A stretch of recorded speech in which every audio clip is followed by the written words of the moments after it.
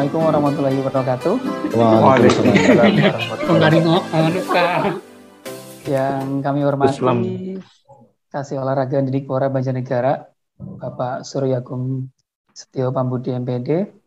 Yang kami hormati Ketua KKK PJOK Kabupaten Banjarnegara beserta pengurus. Ini Mas Slamet ya, kalau saya nyebutnya Mas Slamet karena senior saya sebenarnya.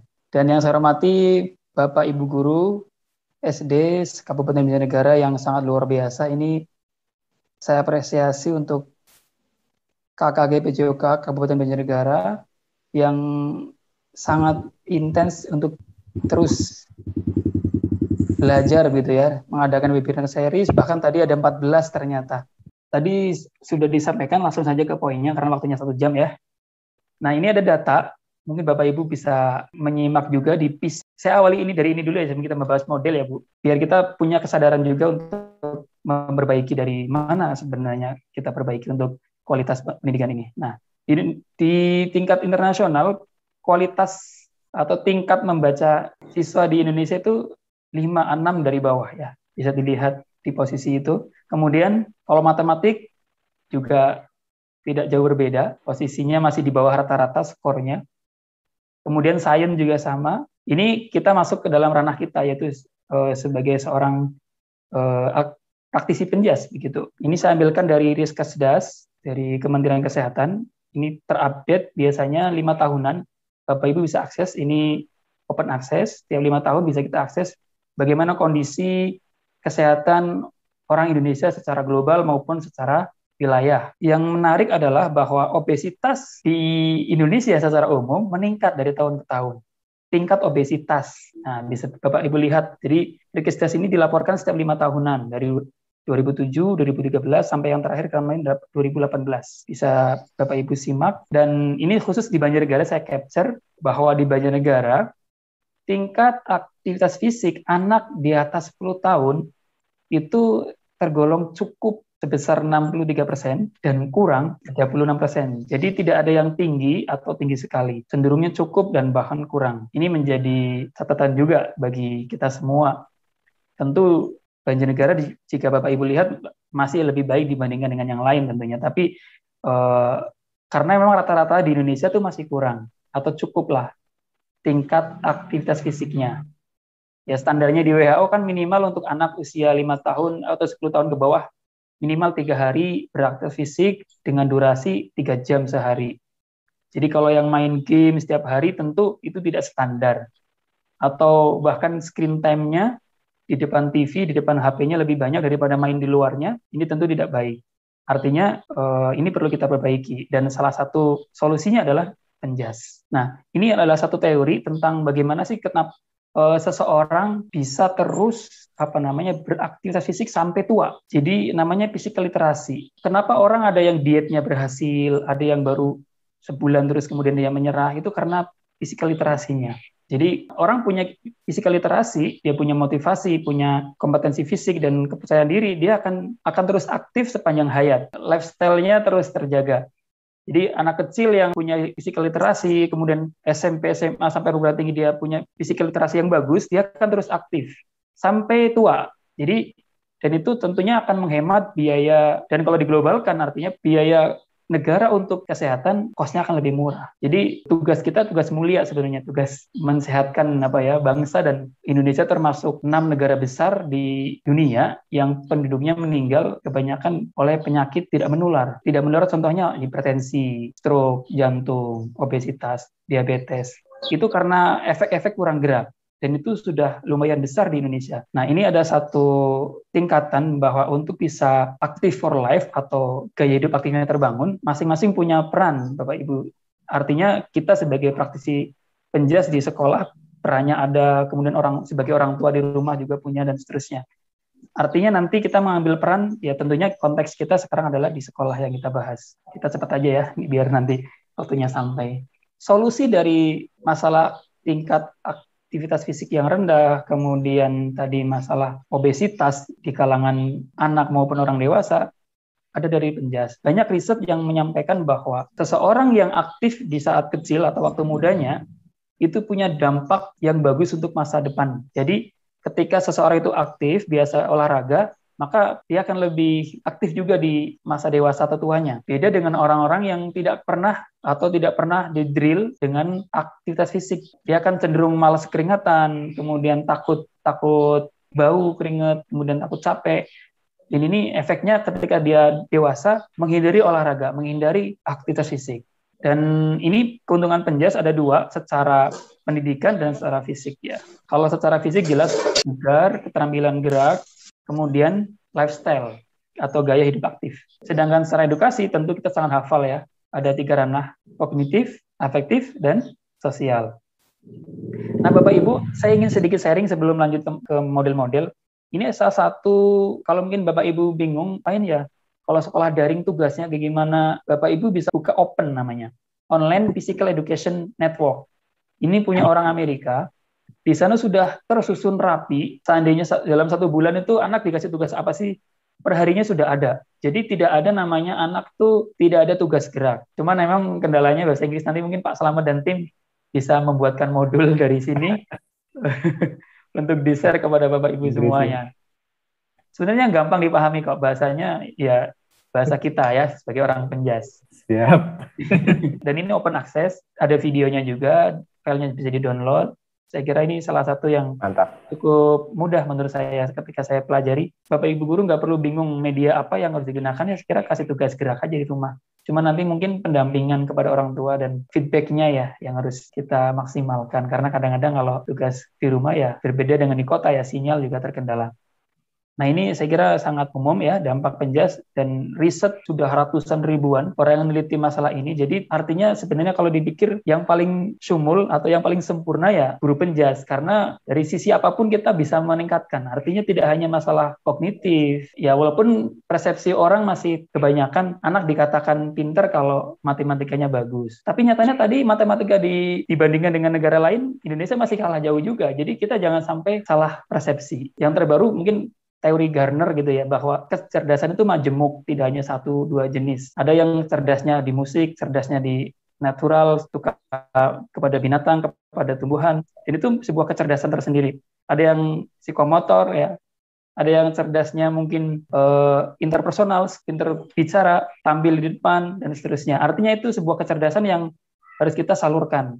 Nah, penjas cukup potensial untuk mewadahi ke sana. Ini secara faktual, saya kira sudah sangat hafal ya.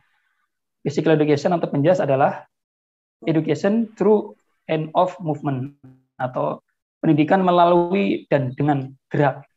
Ya ini kita terpukul sekali dengan adanya COVID-19 ini ya, pandemi COVID-19 ya. Ketika pandemi ini kita merasakan betul bahwa penjas itu paling kena efeknya, karena media kita untuk belajar adalah gerak. Nah, sedangkan anak untuk usia SD sulit melakukan gerak tanpa pendampingan dari guru. Masih mending kalau orang tuanya di rumah punya kesadaran untuk olahraga atau beraktivitas fisik. Kalau membiarkan, akhirnya dikasih HP ya, yang penting diem, selesai. Jadi ada namanya strategi, metode, pendekatan, dan model. Saya kira harus bisa kita bedakan, dan ya mungkin setiap ahli punya pendapat. Bapak Ibu juga saya kira sudah pernah mendapatkan hal ini, dan dari ahli yang mana begitu. Artinya nanti mungkin bisa diskus ya, artinya seandainya ada perbedaan antara metode itu apa, strategi, pendekatan, dan model.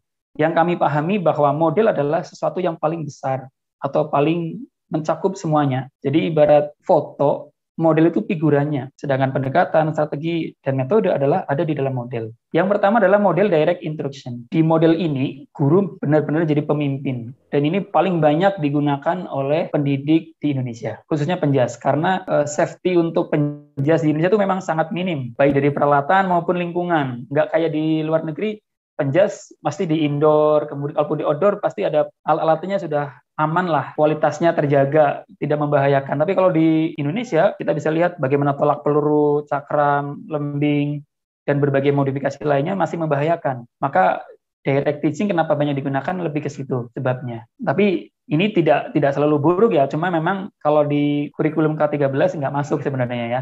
Sudah tidak zamannya lagi teacher center, tapi pendekatannya student center. Ya kelebihannya tentu guru dapat memberikan informasi yang banyak, tapi waktunya singkat gitu, karena langsung begitu, tanpa babi bu langsung sampaikan, kerjakan, sampaikan, kerjakan. Cepat memang, tapi ya anak seperti disuapin terus. Tidak ada critical thinking-nya ya, sebagaimana yang dikatakan di K13 nanti.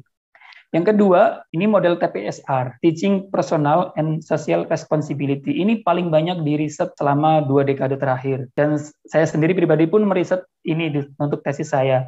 Hampir 1 tahun saya penelitian untuk masalah ini. TPSR ini model pembelajaran di Penjas, tapi fokusnya untuk sikap, bukan ke fisik. Ya tadi, karena education is through end of movement. Jadi kita mendidik sebenarnya. Poin kita adalah mendidik. Dan kalau Bapak Ibu pernah lihat bagaimana SD itu kan, SD, SMP itu fokusnya sebenarnya di afektif, di sikap. Maka model pembelajaran seperti ini sangat cocok. Dan ini sudah dibuktikan di negara barat, di Australia, di Amerika, Kanada, hampir 80% sekolah menggunakan model ini. Di sana drop out banyak. Nah, penanganannya dengan model ini. Ini ditemukan oleh Don Hellison, seorang praktisi penjasa di Amerika, dan saya sendiri pribadi pun membuktikan bahwa model ini cukup efektif, cuma memang cukup lama untuk bisa punya efek. Minimal 1 semester diterapkan, nggak bisa dengan 1-2 kali terus berefek. Jadi model ini meningkatkan sikap tanggung jawab anak. Jadi anak tahu resiko, penyadaran yang terus-menerus di tiap pembelajaran. Jadi anak dikenalkan dengan level-level tanggung jawab.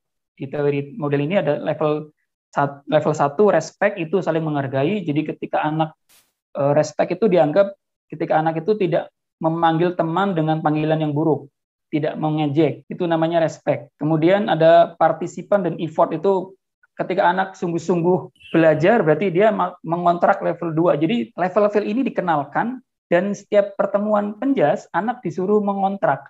Kamu hari ini mau level apa? Kamu hari ini mau level berapa?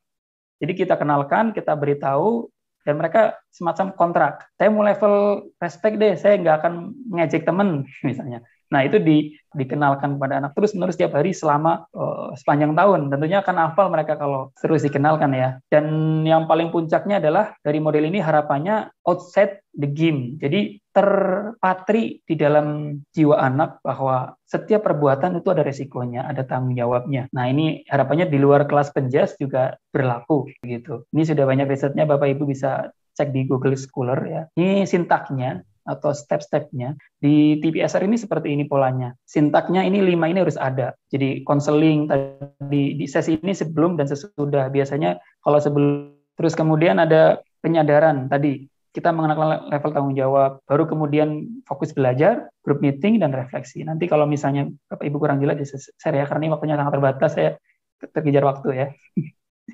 Yang ketiga, cooperative learning. Saya kira gini Bapak Ibu semua, hampir saya melihat mungkin Bapak Ibu pernah menerapkan berbagai model pembelajaran, cuma secara teori tidak tahu itu kalau itu sebuah model begitu. Ini sering menemukan. Bapak Ibu sering menawarkan model pembelajaran, tapi tidak tahu namanya, atau mungkin belum kenal, tapi sudah menerapkan, karena memang pada dasarnya model ini sudah diajarkan. Jadi materi yang saya sampaikan ini adalah materi 1 semester di kuliah sebenarnya Bapak Ibu. Ini diringkas jadi 1 jam gitu ya. Jadi kayak balapan jadinya. Yang ketiga, cooperative learning. Ini tentu tujuannya adalah untuk efektif. Ya. Meningkatkan keterampilan kerjasama, kolaborasi, serta partisipasi aktif siswa dalam pembelajaran. Model ini memfasilitasi teamwork dan partisipasi aktif siswa untuk meningkatkan perkembangan aspek sosial siswa, keputusan, pemecahan masalah, dan hubungan antar kelompok yang positif. Ini banyak risetnya juga, dan jenisnya saya kira nanti Bapak Ibu sering menerapkan tadi yang disebutkan oleh Pak Slamet, ada TGT, ada STAD, ya, itu adalah contoh-contoh cooperative learning. STAD sama TGT itu sama, bedanya hanya kalau TGT itu lebih kepada banyak kompetisi. Ya. Ini secara sintaknya Bapak Ibu ada 7 langkah tentang tahapan pembelajaran cooperative learning. Nah, yang selanjutnya peer teaching. Model peer teaching ini memang cukup jarang diterapkan di SD. Peer teaching ya karena satu mentor atau ada tutor yang di kelas itu sebagai seorang guru gitu ya. Ini biasanya digunakan untuk anak SMP, SD, SMP, SMA, dan perguruan tinggi.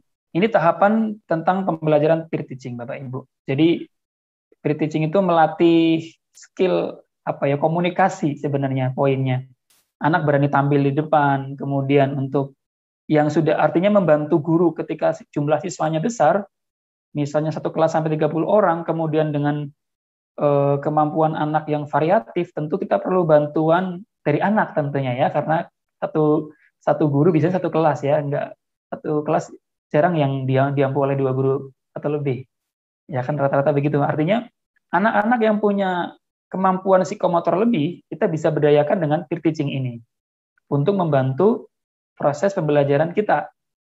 Seandainya dalam satu kelas ada yang sudah menguasai misalnya teknik passing, tentu yang belum bisa, kita bisa memberdayakan teman yang bisa tadi untuk mengajari teman yang lain. Dan ini modelnya peer teaching. Dan ini melatih kepemimpinan, leadership, kemudian tadi komunikasi, yang diajar juga belajar menghargai teman. Ini tentu sangat penting ya, dilatih sejak dini oleh kita kepada anak. Ini sintaknya saya tidak akan menjelaskan secara detail ya, Bapak Ibu nanti bisa bertanya kalau memang belum jelas. Kemudian yang selanjutnya adalah model inquiry. Jadi tujuan dari model ini adalah untuk meningkatkan kognitif, critical thinking. Tentunya fisik, karena kita penjas ya, tidak pernah lepas dari namanya psikomotor. Dengan model ini, siswa akan termotivasi untuk memperoleh pengetahuan. Satu angkatan saya, waktu saya di UPI, itu yang sama-sama Prof. Adang itu langsung diberi. Saya TPSR, teman saya inquiry, teman saya lagi apa. Semua model itu dirisetkan diberikan kepada kita untuk mencoba, biar kita pengalaman. Walaupun sebenarnya riset sudah banyak, tapi kita sendiri yang suruh nyoba. Artinya versinya orang Indonesia, benar nggak sih inquiry itu berhasil gitu kan? Karena rata-rata model ini kan dikembangkan di luar negeri. 10 tahun lebih dulu daripada di Indonesia. Ya kayak PBL, JBL itu kan sudah 10 tahun yang lalu, bahkan lebih ya. Di Belanda, kita baru dapat kemarin-kemarin kayak gitu. Ya, artinya sebenarnya nggak masalah ya kita terlambat daripada tidak sama sekali. Jadi inquiry ini fokusnya adalah critical thinking. Siswa diajak untuk mengurai, menganalisa tentang sebuah gerakan. Misalnya kenapa kok lari tangannya harus ke depan, nggak boleh ke samping ayunannya. Misal itu diajak untuk menganalisa dengan model ini. Contoh kalau misalnya tactical game, ketika main bola, kenapa kamu mantul bolanya terlalu tinggi atau sering direbut sama teman? Dia harus berpikir, kenapa bisa sering direbut ketika bola basket misalnya. Nah, itu adalah inquiry. Dia akan menemukan, kenapa ya? Ternyata dribblenya terlalu tinggi. Harusnya dribble adalah rendah ketika dalam game misalnya. Nah, itu diajak untuk anak menganalisa. Ini tahapan inquiry. Tentu ada pertanyaan, kemudian penyelidikan, diskusi, demonstrasi, dan evaluasi. Nah, ini yang cukup menarik, yang jarang diterapkan di Indonesia sebenarnya. Sport Education Model. Saya pernah terapkan ini ketika di kampus. Jadi SEM ini dirancang untuk menyediakan pengalaman olahraga yang utuh. Jadi siswa tuh belajar taktis maupun teknis dalam cabang olahraga tertentu. Tapi ini mungkin bertentangan dengan kurikulum sebenarnya kalau di Indonesia. Tapi kalau gurunya berani nggak apa-apa sih. Jadi model SEM ini dalam satu semester siswa diajarkan satu cabang olahraga. Misalnya basket terus. Jadi kayak diajak berkompetisi. Siswa diajak menjadi sebuah mini turnamen dalam kelas atau satu sekolah itu ya. Jadi nanti ada yang main, ada yang menjadi pelatih, ada yang menjadi wasit. Dan itu berlangsung selama satu semester minimal. Jadi mereka belajar di satu cabang benar-benar paham gitu. Bagaimana taktik bermain, bagaimana menjadi ofisial, bagaimana menjadi wasit, bagaimana ngitung skornya. Itu semuanya diajarkan oleh guru, tapi hanya satu cabang biasanya. Satu semester satu cabang. Dan ini cukup jarang. Tapi diteliti bahwa model ini kalau diterapkan membuat anak lebih semangat. Karena dia akan tertantang untuk berkompetisi lagi. Besok saya akan tanding lawan kelompok ini. Jadi dibagi modelnya begini Bapak Ibu. Satu kelas dibagi beberapa kelompok misalnya. Misalnya main sepak bola. Tentunya modifikasi tentunya ya. Karena kan kita penjas. 5 lawan 5 atau 4 lawan 4. Nah ini bentuk kelompok. Dibuat adil gitu ya. Nah setelah itu dia dibikin kompetisi selama satu semester. Jadi tiap pekan olahraganya itu main bola, tapi dengan peraturan yang mendekati sesungguhnya. Fair play-nya kita ajarkan, scoring wasitnya juga kita ajarkan, bagaimana pelanggaran yang seperti apa yang harusnya diberi kartu misalnya dan seterusnya, itu kita ajarkan betul. Sehingga anak selesai belajar satu semester benar-benar matang dalam satu cabang. Di sisi lain tingkat kemampuan fisiknya pasti akan meningkat karena biasanya minat, walaupun tidak semua anak minat di satu cabang, misalnya sepak bola, ada yang nggak suka tentunya, tapi minimal dia akan paham, akan kenal, dan bagaimana mengorganisir sebuah pertandingan misalnya. Ini tentu menjadi pengalaman tersendiri. Emang jarang mungkin diterapkan di SD, tapi kalau untuk kelas besar boleh dicoba kelas 4, 5, 6 ya, kan sudah bisa diajak komunikasi ya. Mereka sudah besar-besar ya, untuk bikin kompetisi selama 1 semester. Nah, nanti tinggal berani nggak guru penjelasan mengadakan. Walaupun sebenarnya ini sering diterapkan, guru penjelasan sekarang modelnya udah kasih bola, main bola terus tiap minggu. Lah ini bikin aja model seperti ini. Tapi jangan dibiarkan main bola, bikin kompetisi, bikin kelompok, ajarkan peraturan, ajarkan menjadi wasit, ajarkan menjadi ofisial. Jadi diatur kompetisinya oleh kita. Kemudian diberi hadiah. Di sini nanti ada seremonial perayaan, ada tropinya, ada pialanya, itu difoto, dipublish. Mereka senang difoto kayak dapat juara dari mana, padahal itu kompetisi antar kelas gitu ya. Untuk mengajarkan siswa yang tertinggal dalam hal psikomotor. Jadi misalnya satu kelas kok ada 1 sampai 5 siswa yang dia tertinggal. Nah, model ini digunakan. Jadi model ini siswa tuh diberi modul, Bapak Ibu. Jadi kita membuatkan modul khusus untuk anak yang memang tertinggal dalam hal pembelajaran, penjas. Kita siapkan di modul itu nanti ada tugas-tugas yang harus dikerjakan oleh anak tersebut khusus. Nanti kita dampingi gitu ya. Tiap pertemuan kita ngajar yang sudah bagus, yang bisa-bisa, tapi yang ini tetap dia dapat tugas khusus gitu. Nah, model ini cocoknya di situ. Jadi nanti dia harus melaporkan kepada guru sudah melakukan apa aja, kayak semacam kartu checklist, SISTAX gitu ya. Jadi kartu tugas.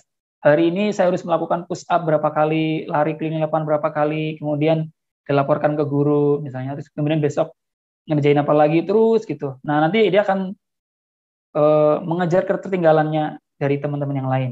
Itu model ini lebih ke sana ya. Yang selanjutnya, yang ke-8 adalah model TGFU, atau kalau di Indonesia sering nyebutnya tactical game, teaching game for understanding. Ini saya kira sangat sering dilakukan. Cuma mungkin Bapak Ibu namanya belum tahu, atau mungkin sudah tahu juga ya. Jadi tactical game ini atau TGFU ini lebih kepada konsep bermain yang dikenalkan. Jadi ngajar langsung main gitu. Ini pun sangat efektif. Jadi anak kan kalau udah penjas pengennya main gitu ya. Gak usah banyak teknik dasar, passing-passing. Udahlah main aja, main Pak, main Bu. Pasti kan gitu. Nah, ini seperti itu modelnya. Jadi ketika anak selesai pemanasan langsung dibikin game. Misalnya kita mau mengajarkan tentang teknik dasar shooting.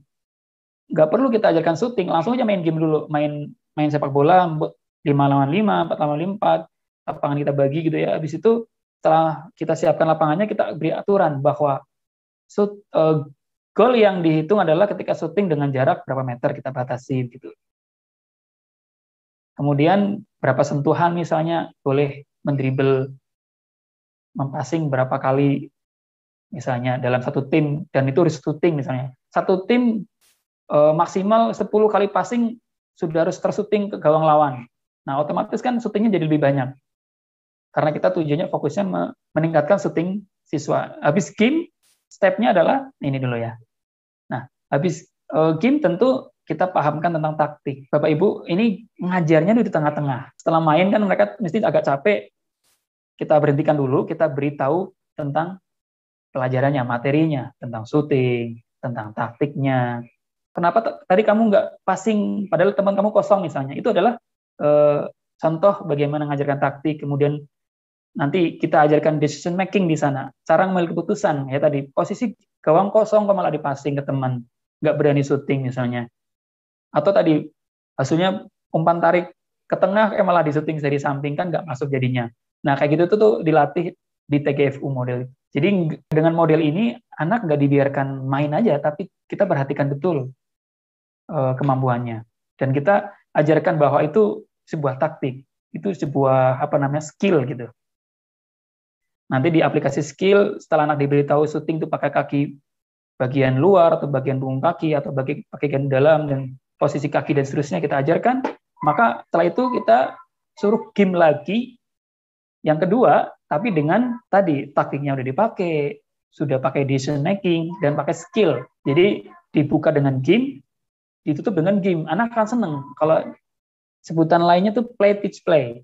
Play, main, teach, ngajar, play lagi. Jadi tidak harus SDG. Kalau dalam yang model lama kan skill, drill, game. Kita kenalkan dengan namanya, ini lo passing, ini lo shooting, habis itu drill, shooting, habis itu game. Itu monoton ya, sudah biasa. Kalau bisa pakai cara-cara yang baru kayak tadi ini, TGFU. Play, teach, play. Bisa main dulu, kemudian kita baru belajar, main lagi, dan seterusnya. Nah ini kalau bahwa tactical game ini atau TGF ini banyak jenisnya Bapak Ibu. Ini ada linknya juga, Bapak Ibu bisa buka di Play Sport. Tapi mohon maaf memang bahasa Inggris, tapi gampang dipahami, ada videonya juga beberapa ya. Jadi ketika saya mau ngajar atletik, bisa nggak dibikin permainan? Bisa. Bahkan di link ini biasanya TGF itu 4, ini ada 5. Senam itu bisa dibikin game. Nah, Bapak Ibu bisa buka linknya di Play Sport. Nanti seperti ini contohnya. Di sana sudah ada bagian seperti ini, kemudian ada cara main, cara ngajarnya untuk meningkatkan intensitas, menurunkan intensitas. Kira di sana sudah ada. Jadi Bapak Ibu tinggal membaca dan menyesuaikan dengan usia anak. Di sana sudah disediakan untuk anak usia 5 tahun, 6 tahun, 7 tahun, dan seterusnya. SMP, SMA, sudah ada ya. Jadi nanti dibuka aja linknya di Play Sport. Ini TGFU, khusus untuk TGFU. Yang ke-9, ini sangat familiar saya kira, karena ini baru-baru ini muncul ya. K13, Problem Based Learning. Ya jujur saja saya juga belum menerapkan karena saya jadi guru tuh terakhir tahun 2014, belum sempat diterapkan di sekolah saya udah disuruh ngajar di kampus, jadi nggak sempat ngalamin langsung ya model ini. Ini tentunya 5M sintaknya ya, dari mengamati, menanya, mencoba, menalar, dan mengkomunikasikan.